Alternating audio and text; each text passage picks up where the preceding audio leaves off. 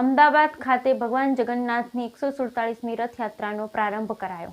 કેન્દ્રીય ગૃહમંત્રી દ્વારા મંગળા આરતી અને સીએમ પહિંદ વિધિ સાથે 147મી ભગવાન જગન્નાથની રથયાત્રાનો અમદાવાદ ખાતે થયો પ્રારંભ. ભગવાન જગન્નાથ, બહેન સુભદ્રા અને ભાઈ બલરામ નીકળ્યા નગર ચર્ચાએ. અમદાવાદમાં જગન્નાથજીની 147મી રથયાત્રા પહોંચી વિધિ કરી રથને નગર ચર્ચાએ પ્રસ્થાન મુખ્યમંત્રી ભૂપેન્દ્ર પટેલ દ્વારા કરવામાં આવ્યું. સોનાની સાવરણીથી રથની સફાઈ સેવાની પરંપરા નિભાવી મુખ્યમંત્રીએ ભગવાન જગન્નાથજીનો રથ ખેંચ્યો. ગુજરાત તથા સમગ્ર દેશમાં કાયમ સદભાવના, એકતા, શાંતિ અને સમૃદ્ધિનું વાતાવરણ બની રહે તેવી પ્રભુ જગન્નાથજીને મુખ્યમંત્રી ભૂપેન્દ્ર પટેલ દ્વારા કરવામાં આવી.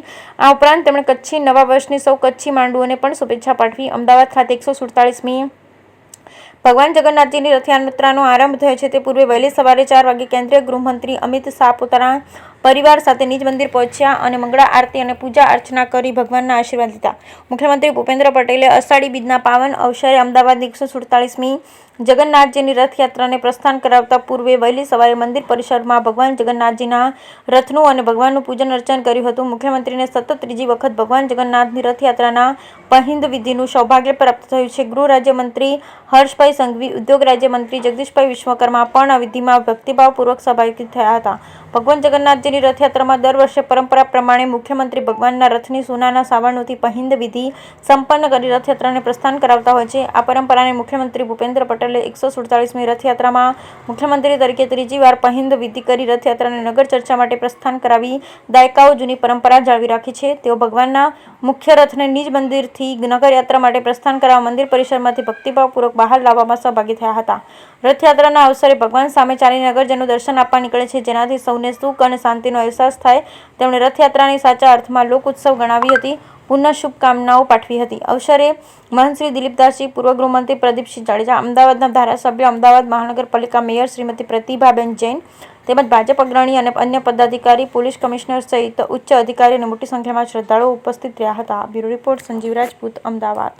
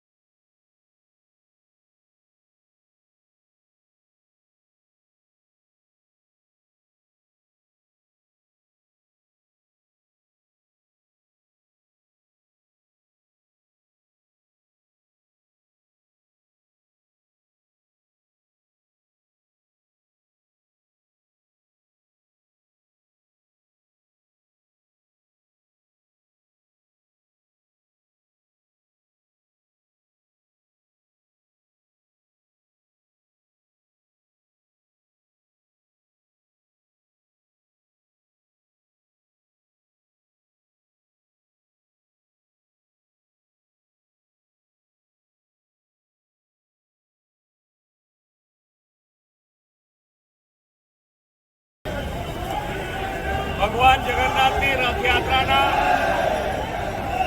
પર્વની રાજ્યના તમામ નાગરિકોને ખૂબ ખૂબ શુભેચ્છાઓ. અમદાવાદની આ રથયાત્રા જગન્નાથપુરીની રથયાત્રા પછીની સૌથી મોટી રથયાત્રા ગણાય છે. આ પવિત્ર દિવસે ભગવાન સામે ચાલીને નગરજનોને દર્શન આપવા માટે નીકળે ત્યારે નગરજનોના દુઃખ કષ્ટ નિવારણ થાય એ આપણા માટે સહજ છે. આ રથયાત્રા ભગવાનના દર્શનથી સૌ કોઈને સુખ અને શાંતિનો અહેસાસ થતો હોય છે. ભક્તિ, આરાધના, સેવાના પર્યાય સમી રથયાત્રા આજે લોક ઉત્સવ બની ગઈ છે. રથયાત્રા શાંત અને સલામત રીતે આખી સંપન્ન થાય એના માટેની પૂરી વ્યવસ્થા કરવામાં આવી છે. આજે અષાઢી બીજ અને અષાઢી બીજ એટલે કચ્છી ભાઈ બહેનોનું નવું વર્ષ. રાજ્ય, દેશ અને દુનિયાના દરેક કચ્છી ભાઈ બહેનોને નવા વર્ષની ખૂબ ખૂબ શુભેચ્છાઓ પાઠવું છું.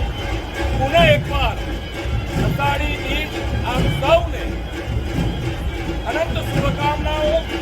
આ પવિત્ર પર્વ ગુજરાત તથા સમગ્ર દેશ માટે સુખ, શાંતિ અને સમૃદ્ધિ લાવનાર બને એ જ ભગવાનના ચરણોમાં પ્રાર્થના. જય જગન્નાથ.